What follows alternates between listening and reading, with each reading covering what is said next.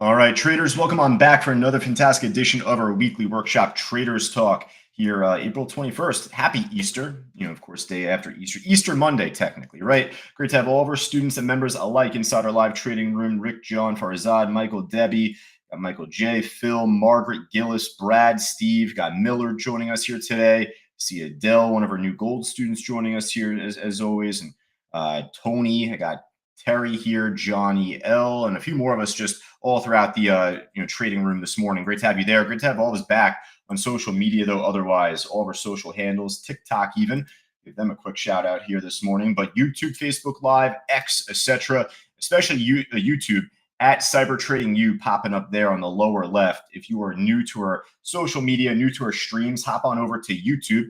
Give us the follow right there. Even hit the notification bell or icon so you know when we're going live. Here with this workshop, we're live every Monday at noon Eastern. But this gives us the best chance to go over what had happened throughout earlier today. And the markets, as you can see right now, still not looking that great. Right away, let me just ask this for Uday and Leda, Bell, Scott, all of our students that are taking part inside our live trading room right now. We typically ask this each and every time here as well. So when do we typically expect reversals? What time is reversal time within the stock market? What time throughout the morning? When could we be getting reversals? 10:30, right? 10:30 Eastern, at least we'll say, 7:30 Pacific, but nonetheless, we've only been dropping throughout the damn day. We have not reversed to 10:30. We started to stall out maybe around here, but the more it keeps nipping and testing support, then it's going to continue, right? So maybe as far as looking for a short from this very point, I'd probably be even more skittish on, even though it did work out, because you'd be thinking at least consolidation, or you would be thinking potential reversal. Either way you cut it, well, you don't want to catch a falling knife. And as well as saying, well, the more that we keep seeing support getting poked at, then there is a better chance of this continuing, or at least for there to be more downside room. Now, to what degree? To what level? That we don't have the answer to here at this point. And that's exactly where I tell you, I wouldn't be as confident on the short heading into 10:45, 11 o'clock, even though it is breaking lower. You are just thinking kind of reversal time, right? So, all right, it did go down lower. Well, where to? Why? Well, this is where we have to go back to the daily chart. We did have some activity, obviously, from the last couple of weeks on the S&P and on the SPY, but let's just go back to our levels that we've taken the time already to figure out. And we've went over this in the past several weeks or months of Traders Talk here otherwise. For instance, we had talked about, which seems like ages ago at this stage, but 565, that once that broke, this thing fell off a cliff down to the next big support level.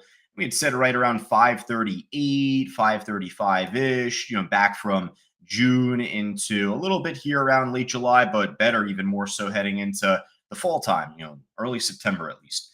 Well, it broke below that and kept going, right? Well, this is where we could even flip to a weekly chart, because if we look on the weekly, it'll show better. Notice it ended up gapping down, I guess, back from early August here. It gapped down over the weekend here. Big gap to where it opened up as low as like 511 and some change. 511.64. It only bottomed out just 510 and change. Then it skyrocketed, made that slingshot type of move. So one thing I will focus on is the low as well as the open on this weekly candle. The only issue is it's only one candle worth of data, so it doesn't give you as much collectively over a period of time. What are these two prices again? I'll just quickly plot them. 510 and 27 cents and 1164. All right. 1164. I just got to plot this here. All right, so those two levels there. Let's just take a look to see what happened at least today.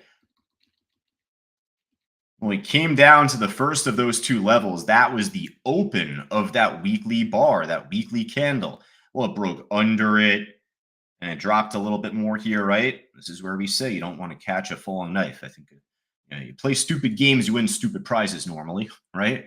All right, well, quick question for all of us that answered me just a moment ago. Debbie, Phil, Barbara, all of us on the side as well.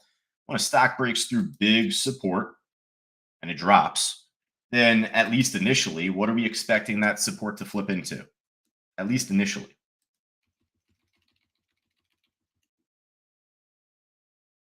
So this isn't a surprise then, all of us answering a resistance. Then, hey, no surprise that this is holding this really well as resistance right into the beginning of this workshop.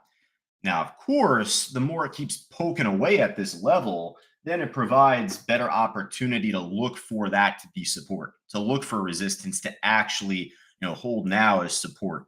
Now, the reaction that you need to see at least is a stronger run back up, and that's the part that we can't forecast, right? I mean, we're not trying to predict the weather perfectly each and every day, folks. If you are, you're probably not going to have any confidence to do this long term. Probably going to win some, lose some, win some, lose some, and you realize you're not really doing much with your money. Here, this is where I tell you, well, it provides a potential entry, provides thought for a bounce. It broke under this price, it became resistance, and now it's pecking back over it.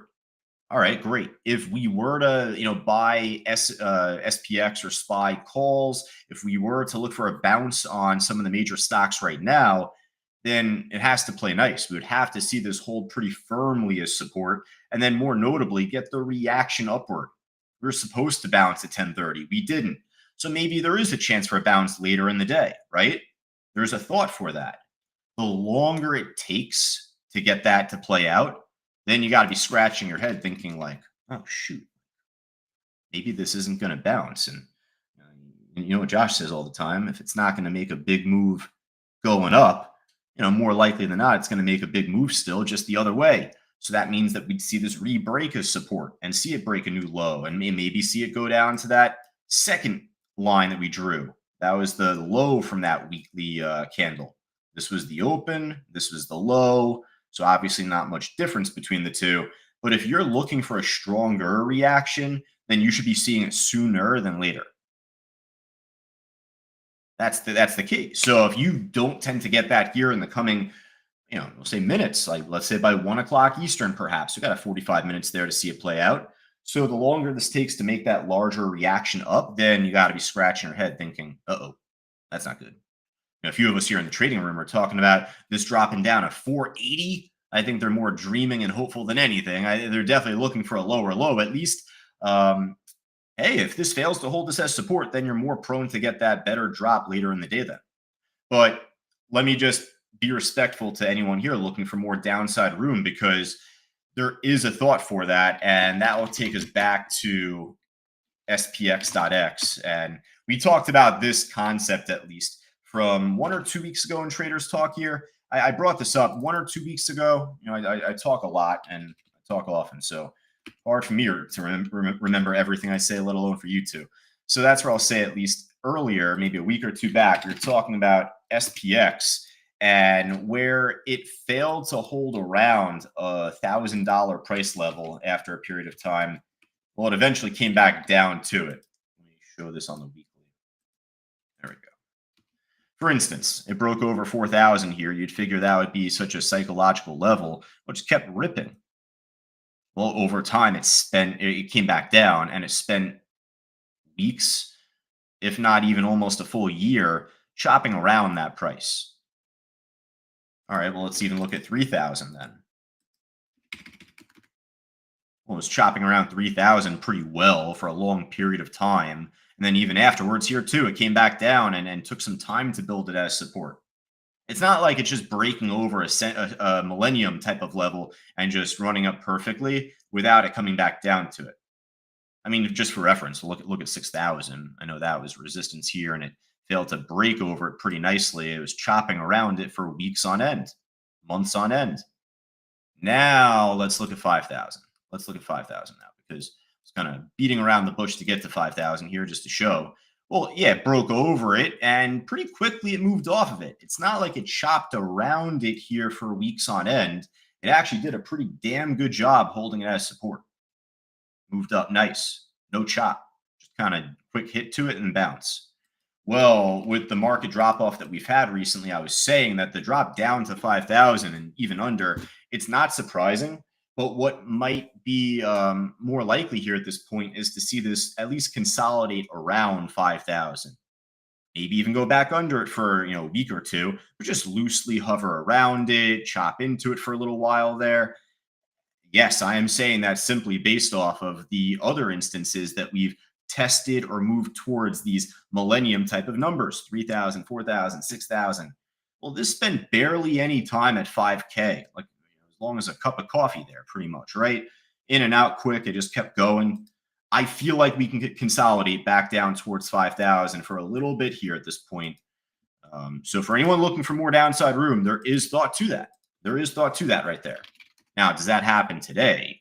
I don't know. We don't have that answer, right? So it definitely will rely upon this to be support. And if it holds today, great. But perhaps later in the week, you can get more downside room. Perhaps next week, you see it consolidate around that 5,000 still. There is a very good thought for that happen. Now, what isn't dropping, what is not dropping is Bitcoin. And yes, gold too. We're going to get to gold. We'll talk about spot gold, right? But for anyone here, Lawrence and Sam and Bell and certainly Adele, getting used to myself here. And, at least, Fausto is a big fan of gold. He buys gold. He buys stock and gold, I believe, for his nieces and nephews. But just to mention, at least here, I'm a big Bitcoiner. You know that. And we've been talking about this for a little while here with this metric, the M2 global money supply. We've been on this for like 3 weeks now. I've been telling you back from the beginning of this month, saying within the next 30 to 35 days, I'm expecting a big pop on Bitcoin. Well, he started pretty early, in fact, right? I mean, probably like after that traders talk on the 7th, it ended up pushing up from 75, 77,000 up. It's up about 10,000 points since. Now, this is where I'll tell you, at least going into early May, we should be lifting off pretty nicely then. Because if this is supposed to correlate, if Bitcoin price is supposed to correlate with this, line here, the M2 global money supply, then certainly by the very beginning of May, if this is popping and going back up pretty sharply to the point where it's breaking highs, then I'm assuming Bitcoin's going to. And we talked about that for the last few weeks. So if you were there with me back then, just realize the follow-up to that conversation is we've actually outperformed the M2 global money supply here. We've been popping back up really sharp. And I think that certainly by the beginning of May, the best is yet to come. We'll see a lot more out of it. Actually, so much so what I'll even do here is I'll kind of refine something I showed last week where I showed Bitcoin's relationship to the stock market. This right here is probably the best way to go about it. This is IBIT to the SPY. So, the key is that both of these tickers have pre and post market data attached to it, but they don't run over the weekend. So this will actually give you the most case in point correlation between Bitcoin versus stock market or Bitcoin versus S&P. I know it's the ETFs that we're using here, but I think it's going to be the tightest correlation that we could use. So I think last week I was doing Bitcoin to SPX, pretty similar, but this will probably be your best to use here. Just look how much we gapped up heading into today from Thursday, the end of last week. From the end of last week, Thursday, into today, like massive gap up. And we're almost getting back to the all-time highs of this graph here. Again, this is basically Bitcoin's relationship to the S&P. It's IBIT to SPY.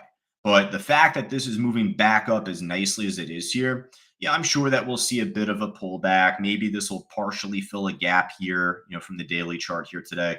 But comparing this to regular Bitcoin price, we're kind of sitting here right now. We have a ways to go to get back up to the actual all-time highs on BTC, 109,000. But at least in Bitcoin's relationship to the S&P, we're almost right near those all-time highs. So the moment we break over this and flip this clean into support, it's a cleaner flip and hold, then I'm assuming Bitcoin's just going to launch way harder than we're even seeing. So just wanted to give you a quick update on that at least.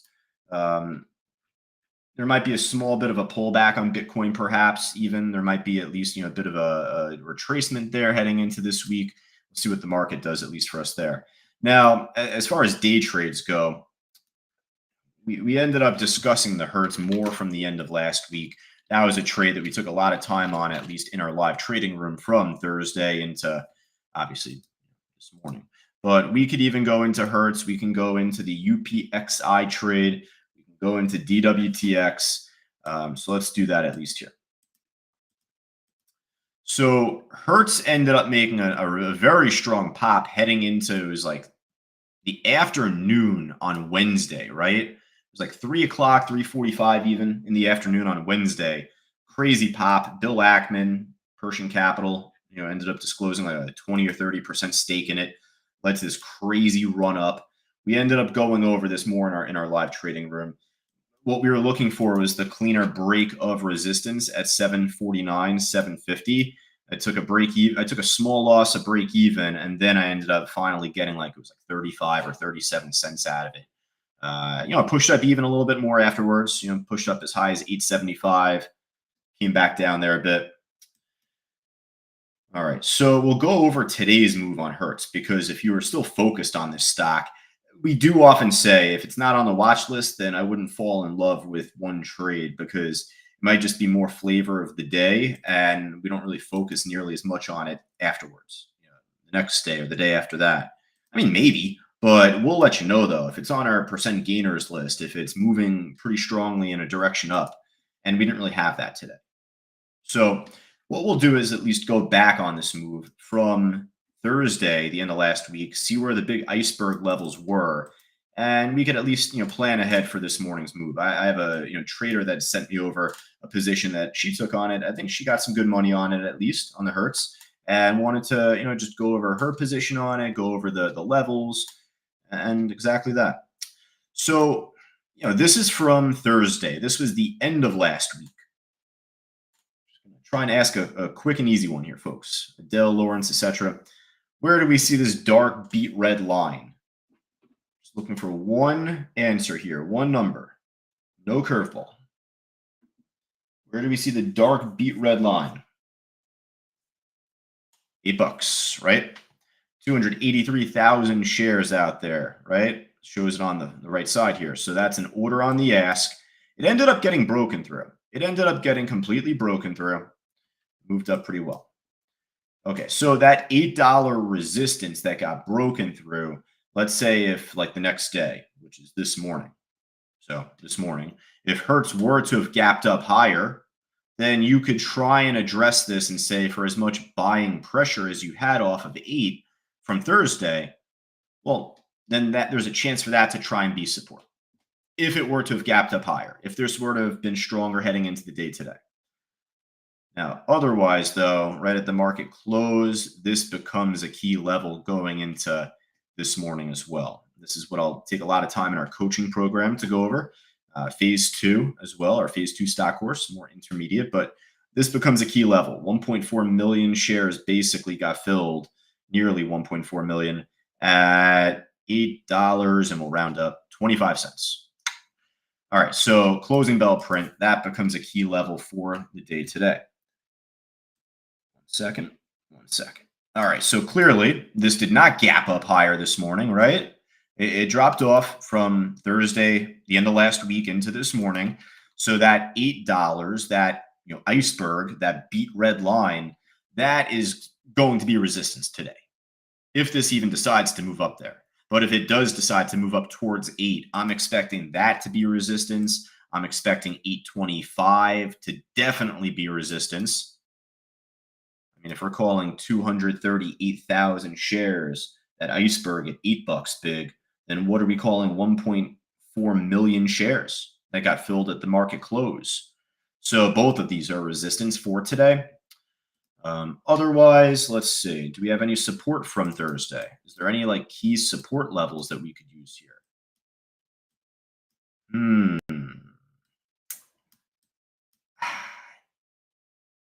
I mean, honestly, I would look to use this because this popped up here maybe at like 5:50 in the afternoon, even back from the 16th, but it stayed out there up until the end of the after hours. So that type of beat red line, dark red line, the fact it's out there for as long as it was, all right, I'll give some respect to that. There's a chance that that could be a level even for today. What price was that? 8 or 688? I mean, it came into it, it broke under it, broke eventually back over it. Let me take a look at the trade that my student had sent in for me right here. So she was just kind of looking for support resistance. So she noticed support at $6.64. Well, definitely from like Thursday afternoon, it wicked down towards 670, 665 ish here, a couple of instances. So you could say that, within that area, there's a chance for there to be a support. Of course, that's easy to say this morning when it kind of poked down there. It broke a little under that area, but broke back above. But at least using the charting from Thursday in the morning, I'm sure within this vicinity, you could say there's like a small chart level. And then she noticed resistance at $7.52, and that was at 9:11 in the morning. Well, definitely, yeah, definitely. This looks like a good pre-market resistance here, Debbie. It peaked here at first, like one instance, but then clean here, right? And then and definitely at the market open at 9:30, where it kind of wicked there and dropped. She had wrote me later in the morning here before Traders Talk started. So definitely, I would say that 752-ish, 53-ish, right there. That looks clean. I like that as a better, cleaner looking chart level, holds tighter in the pre-market hours. Now, what's cool about this at least is, it took some time to try and peck and stab this 753-ish. The more times it does it in a smaller period, I'd be prone to think there's a better chance for a pop. So I guess it breaks over it here. I would probably even look for more consolidation actually here at this point. But it does break above it. It moves up like 13, 14 cents up from it. All right, folks, when a stock breaks over resistance and it runs off of it, what are we expecting resistance to at least initially become? That is what happened here. It broke over this as resistance. It moved up a bit, 13 cents. It's decent enough. It did flip it into support. Broke under and over. This counts as seeing support being tested, support holding. It's up 22 cents up higher from there. 19, bad math. Moving up 19 cents higher from there. All right, nice little move. But Debbie took this from earlier in the morning. Maybe she got in off of 664. She got 13 cents on it, which is a nice trade. Coming off a major federal holiday, market holiday, of course, world holiday, nonetheless, Easter. But and just to say, where the markets were closed, you typically want to go nickels and dimes, take smaller profits, and not try and shoot for the stars. So that's a nice trade, Debbie. Very nice job from you. 13 cents. That's good enough. All right. Now, though, I will say, I don't know if this will be a great move heading into this afternoon. You'd want to see it trade better than even it traded here. I was expecting a better move up actually throughout Thursday morning on the Hertz trade, and it took damn near long enough. So if this wants to really make a more convincing run, it's got to be doing better than this and even better than the pops it was making from Thursday. If you happen to have a new order on the bid to show up for this stock, like just hypothetically speaking, at least, if all of a sudden you have a 200,000 share buyer popping up on the bid, I'd be led to believe that there's a chance for this to try and make a new run, a new move. There's a thought to it. Going back to my Bitcoin, looks like it's dropping a little bit. That's all right. I mean, it ended up making a hell of a run just before. But point being with this is, what do you think is going to happen when you have about $47 million worth of buying pressure popping up here out of nowhere? More prone for it to, over time, make a new move. So it wouldn't shock me if that's what we end up getting. Now, in the case of Hertz, you'd want the same to be said, and preferably even tighter to where the stock is trading at. So, let's say it's 740, 750, and the prices here. If you have a new 100,000 share buyer popping up, that's a pretty good signal to me. Leads me to think that there's a better chance than anything else for that to try and run.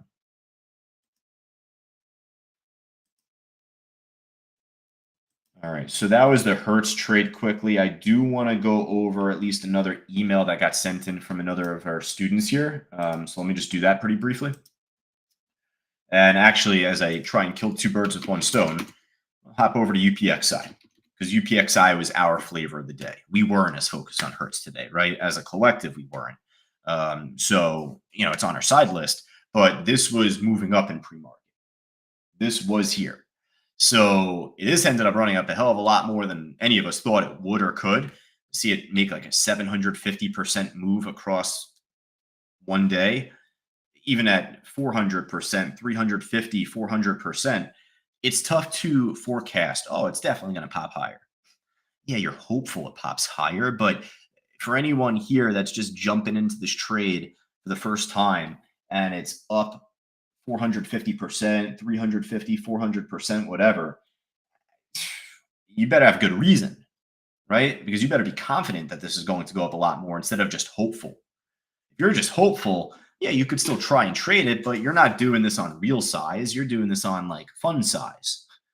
It's okay to do fun size, but keep in mind if you're trying to trade real size more consistently, then you should be more focused on setups that you are simply more confident in. All right, so let's just jump to this trade here. I'll try and kind of do two at one, go through this move, but answer Roberto's questions. First, Roberto is asking, Rich posted at 7:38 in the morning here today the news of UPXI around $3.50. Did he find the news on Benzinga Pro? Yes, he found the news from Benzinga Pro. Both myself and him use Benzinga Pro all throughout the day, scanning news, etc. So anytime there's a stock popping, we save you the work. We don't want you to look that up right there because you're going to miss the stock breakout. So we're always one to post the news in the chat. Mainly Rich, he does a lot of the dirty work for me as I'm on the coaching with students. So at 7:38 in the morning, let me take a look. I'm going to go right to the trading room here, chat board. So the first signal on the UPXI trade, just make sure that we get the timeline here correct, and that's from me to you at least, right? So notice that you'll see. No, that wasn't it. Give me a moment here. Brief moment here, folks. Bad radio.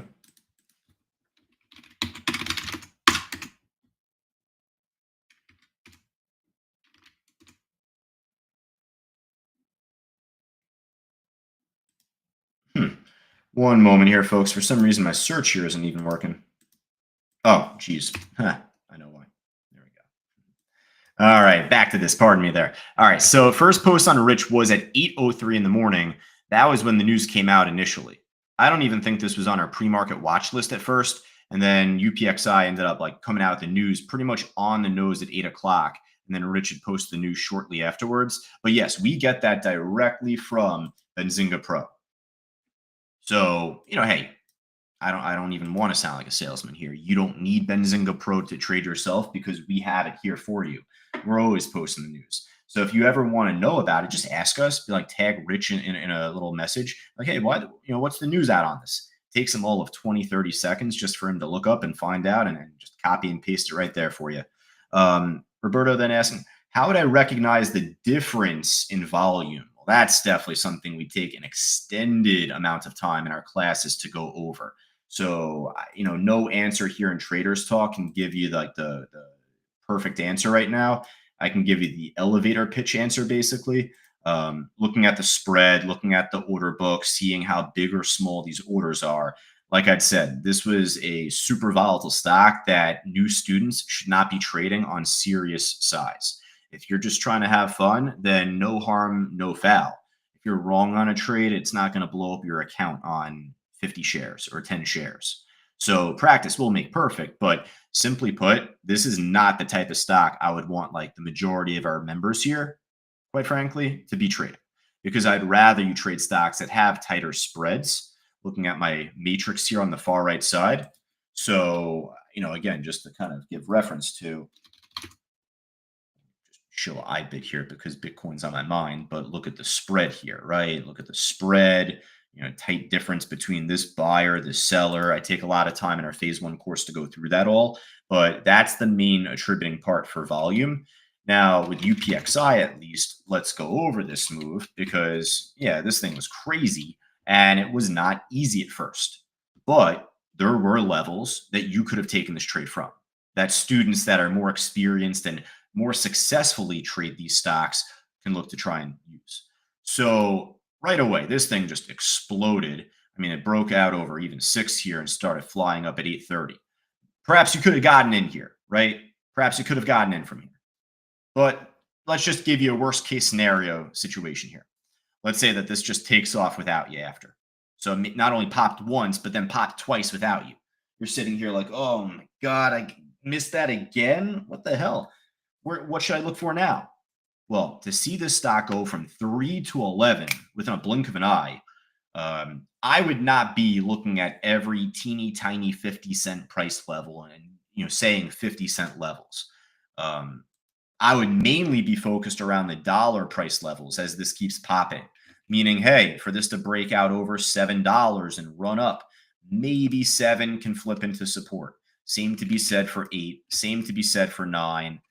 Now, if we're focused on the dollar price levels that heavily, then you could definitely be led to believe that the $5 and $10 prices, meaning 5, 10, 15, 20, those are going to be price levels even more significant than the dollars.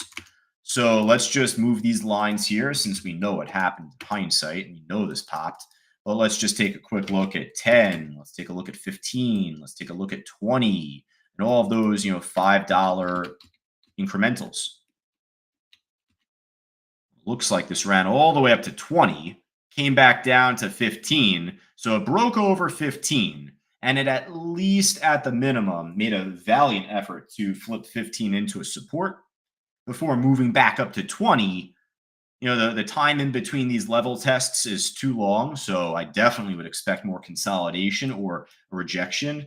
And that's what happened here. So that's easy to say, but we always talk about difference in time between level tests. This is way too much time in between level tests, if anything. It's already up nearly 1,000% at that stage. So it's very tough to expect more, but what I'll focus on at least is to see, okay, much like Sam, Wiz, Scott, Phil, and Randy, Barbara, who else? We got Margaret, Gillis, all of us from earlier. You wrote to me that you would want to see resistance initially flip into support. Well, there could have been a move later into the morning here off of 15. All right, does that mean that you wait this whole move up then? No, that's not the case. Even off of $10, what's kind of easy to say after the fact, a bit of a Captain Hindsight comment here is, oh, well, if you bought at $10 right before the market opened, you could have made money.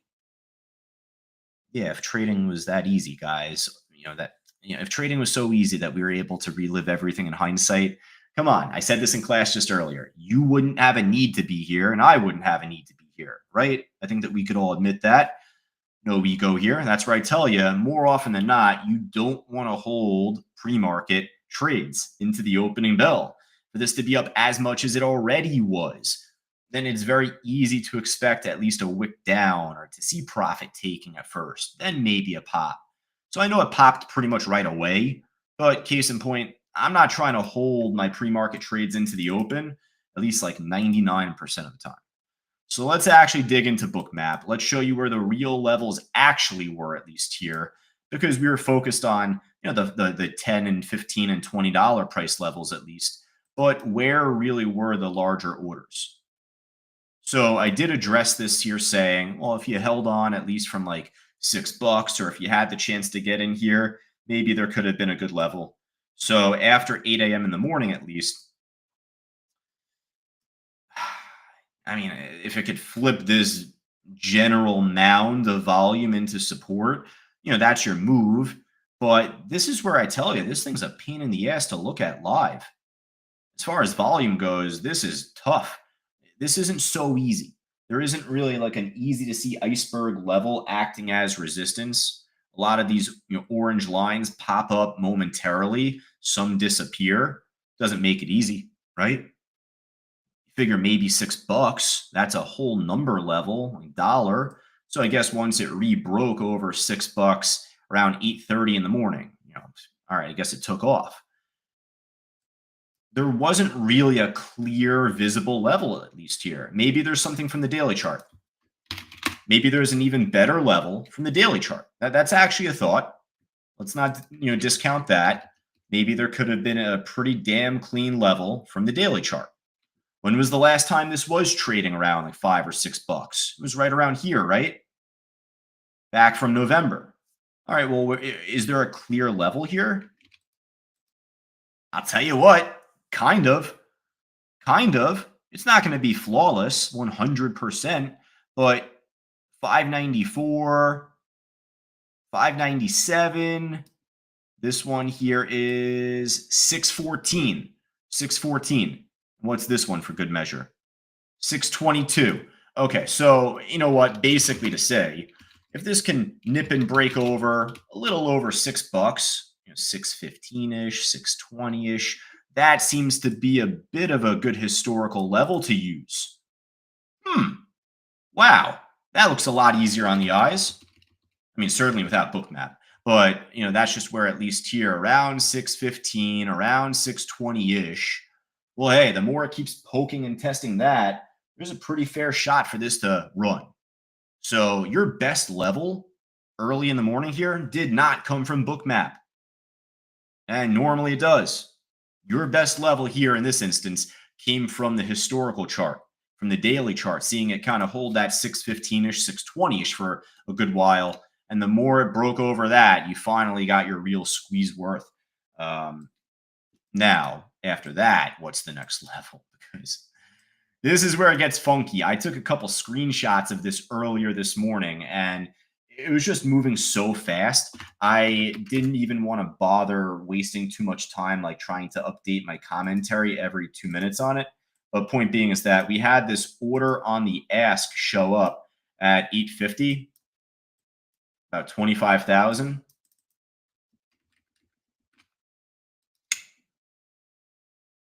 I guess I forgot that part. I called out a small historical level afterwards around 858, but otherwise you have a 25,000 share iceberg on the ask. Well, that's resistance. That's new selling pressure being injected into the order book, right? Now, what happened over time, I didn't have the chance to even type this out. It was just going too fast for us here. But this order was laddering down, moving their order down in price.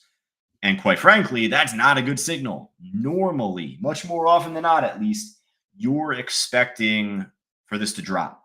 When the selling pressure overwhelms the stock at that time, you typically should see a pullback. Maybe it drops down to $7. Maybe this resistance here could flip into a support. Maybe it even drops back down to 620-ish. What happened here was pretty impressive. This ended up breaking over the sell order. It broke over it. It was about 25,000, 28,000 shares. It broke over it here, and it held it as support. You get the double whammy. It broke over it as resistance, and it initially flipped it into support. That is super impressive. So that provides actual opportunity to take that trade, not just off of hope, but off of real strategy. Now, the issue, though, at least here, is that this still wasn't so cut and dry. This is during pre-market hours. This is before the market opened up. Let me ask our members here at least this. Sam, Wiz, Scott, Phil, all of us here aside. What makes pre-market trading more volatile or more dangerous? What makes it a more risky trading environment?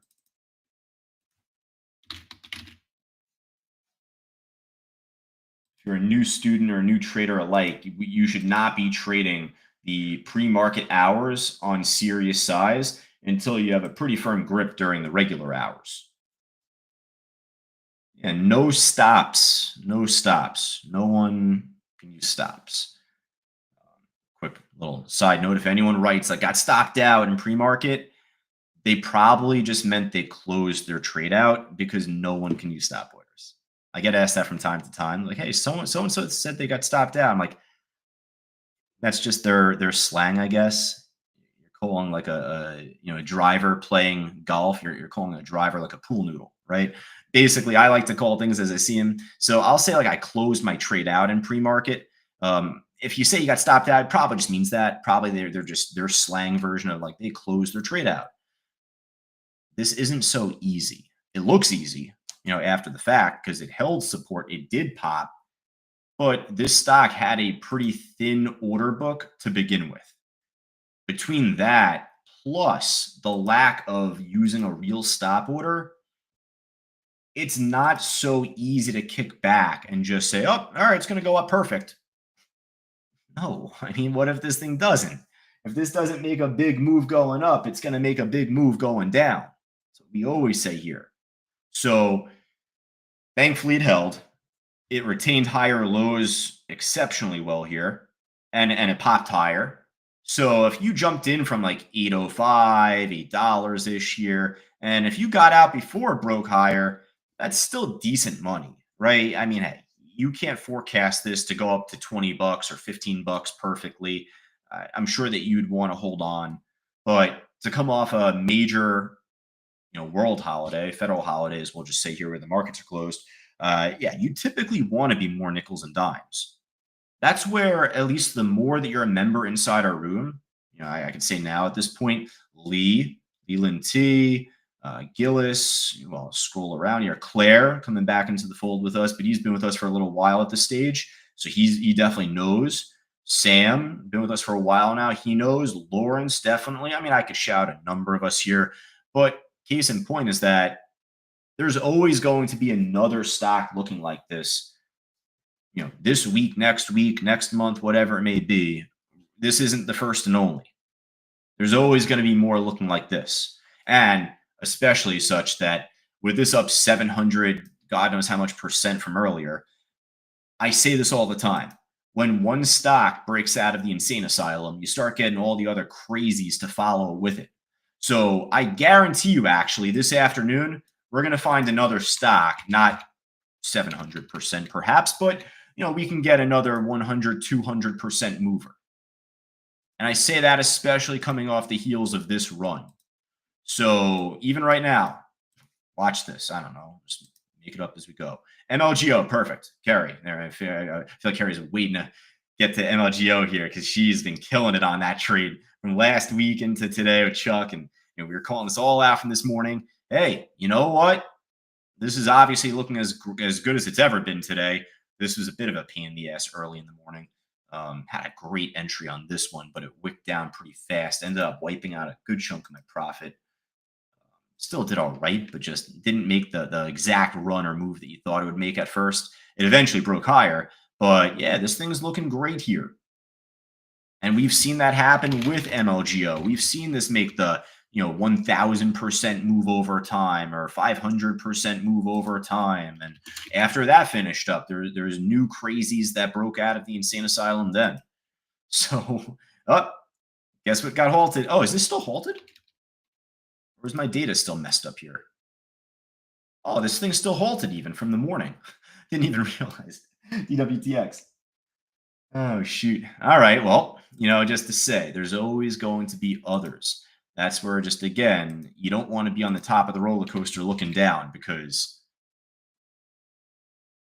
this is retesting support now at this stage. You can't be stuck on one trade forever because this isn't going to run forever. This will eventually pull all the way back down towards here again. And the time that you're wasting looking for a move here, catching a falling knife, we say it quite frequently here in this room. Time's our most valuable asset.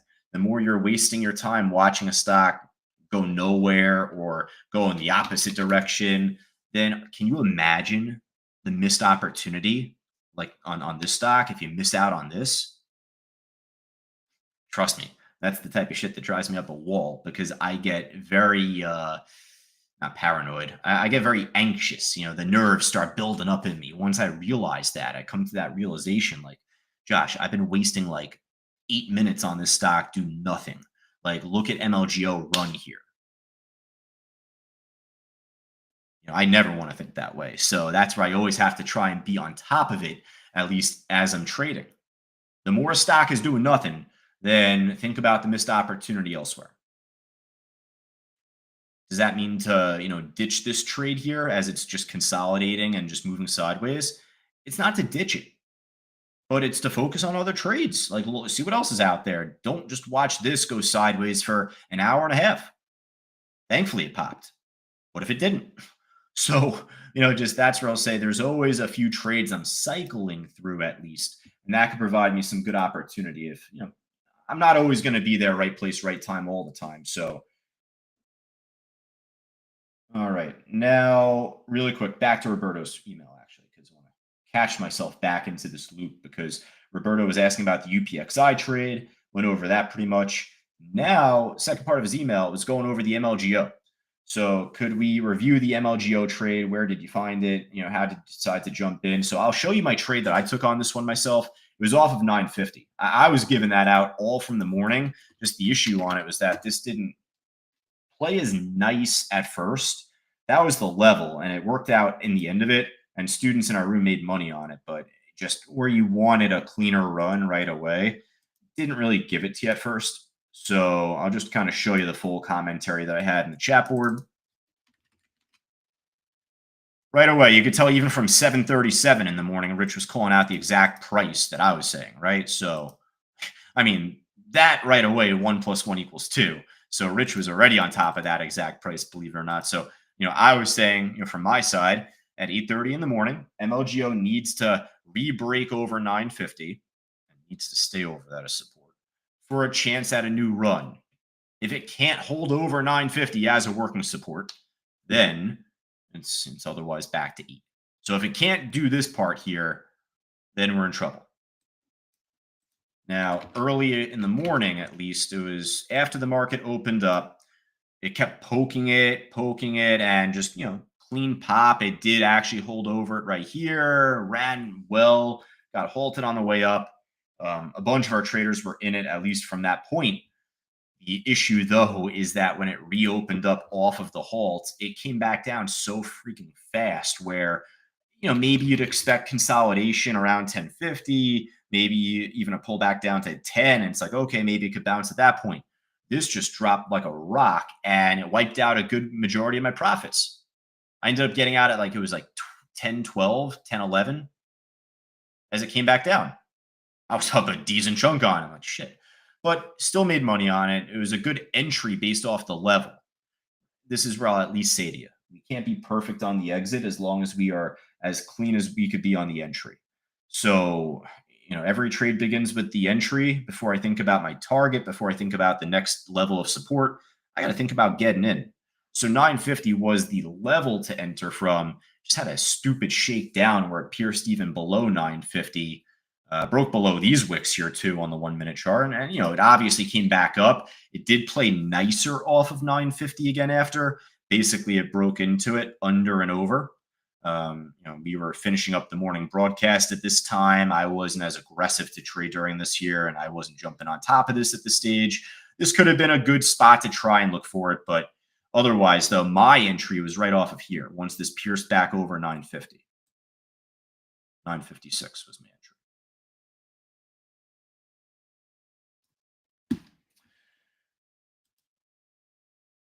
Now, as far as what to do when it gets halted, that is something, if you do not mind, I'm going to refer you to the Phase 2 stock course. We're going to be discussing that even next week within the Phase 2 stock course. If you're not, finished with Phase 1 at that point, no sweat. If you want to just hop in with one class just to kind of take a peek, please do so if you have access to the Phase 2 course. We'll be doing that next week. Phase 2 coming up after Phase 1.